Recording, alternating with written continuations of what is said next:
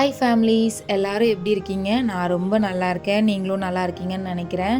இன்றைக்கி சிம்பிளான evening routine தான் உங்கள் கூட ஷேர் பண்ண போகிறேன். ஏன்னா காலையில் என்னால் வீடியோ எடுக்க முடியல, தம்பி இருக்கிறதுனால. ஈவினிங் அவனை தூங்க வச்சுட்டு பொறுமையாக வீடியோ எடுக்கலாம் அப்படின்னு சொல்லி தான் இன்றைக்கி வீடியோ எடுத்திருந்தேன். வீடியோ என்னால் எடுக்க முடிஞ்ச அளவுக்கு எடுத்திருக்கேன்.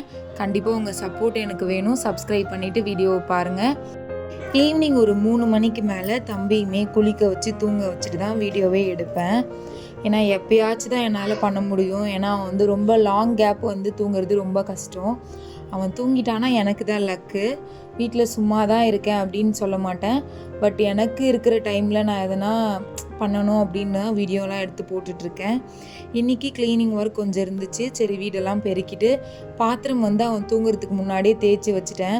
ஏன்னா சவுண்டு கேட்டால் எந்திரிச்சிருவானோ அப்படின்னு சொல்லிட்டு பாத்திரம்லாம் தேய்ச்சி வச்சுட்டு நான் அதுக்கப்புறமா தான் வீடியோ எடுக்க ஆரம்பித்தேன். வீடு க்ளீன் பண்ணிவிட்டு பழம் கொஞ்சம் வாங்கிட்டு வந்திருந்தேன். ஒரு 1.5 கிலோ கிட்ட வாங்கிட்டு வந்திருந்தேன். செவ்வாழை தான் தம்பியுமே சாப்பிடுவோம். நானும் ப்ரெக்னெண்ட்டாக இருக்கிறதுனால நானுமே சாப்பிட்றதுனால கொஞ்சம் எப்போவுமே அதிகமாக வாழைப்பழம் மட்டும் வீட்டில் இருந்துக்கிட்டே இருக்கும். டின்னர் செய்கிறதுக்குள்ளே தம்பி எந்திரிச்சிருவான் அப்படின்னு சொல்லி அவனுக்குமே பால் காய்ச்சி எடுத்து வச்சுட்டேன். இன்றைக்கி பார்த்திங்கன்னா டின்னர் ரெசிபி சப்பாத்தி ரோல்னு சொல்லலாம், இல்லை வெஜ் ரோல் எது வேணால் வச்சுக்கலாம். சிம்பிளாக என் ஸ்டைலாக செய்வேன். மந்த்லி ஒரு 2 தடவையாவது நான் இதை செஞ்சு கொடுத்துருவேன். தம்பியுமே அந்த வெஜிடபிளை தனியாக அப்படியே நான் வதக்கி வைப்பேன். அதுலேயுமே அவன் சாப்பிட்ருவான்.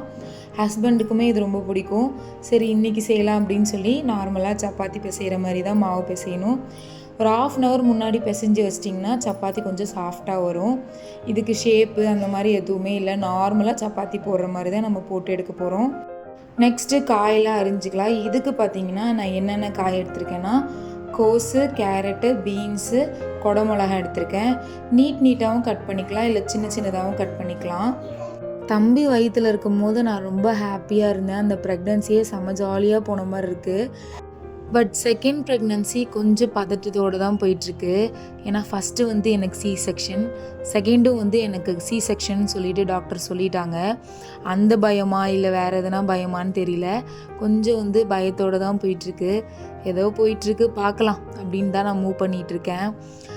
சப்பாத்திக்காக எல்லாமே ரெடி பண்ணி அதையுமே சைட் பை சைடாக உருட்டி ரெடியாக எடுத்து வச்சுட்டா கொஞ்சம் போடுறதுக்கு ஈஸியாக இருக்குமேனு சப்பாத்தியுமே உருட்டி எடுத்து வச்சுட்டேன்.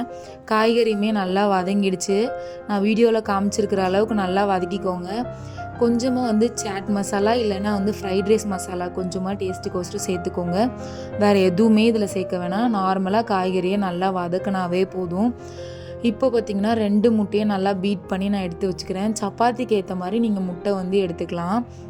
இப்போது நார்மலாக சப்பாத்தி நம்ம எப்படி போடுவோமோ, 1 சைடு நல்லா வெந்ததுக்கப்புறம் செகண்ட் சைடு நம்ம கொஞ்சமாக முட்டை நம்ம பீட் பண்ணி வச்சுருக்கோம்ல, அதை போட்டு நம்ம சப்பாத்தி எடுத்துக்கலாம். நான் வீடியோவில் காமிச்சிருப்பேன், அந்த மாதிரியே செய்யுங்க. கண்டிப்பாக நல்லாயிருக்கும். குழந்தைங்களும் விரும்பி சாப்பிடுவாங்க. இந்த மாதிரி எடுத்ததுக்கப்புறம் நீங்கள் அதை எடுத்து தனியாக வச்சுக்கோங்க. நான் ஹோம்மேட் மயோனைஸ் செஞ்சுருக்கேன். அது உங்களுக்கு ஓகே அப்படின்னா நான் உங்களுக்கு வாய்ஸில் சொல்கிறேன், நீங்கள் அந்த மாதிரி பண்ணிக்கோங்க.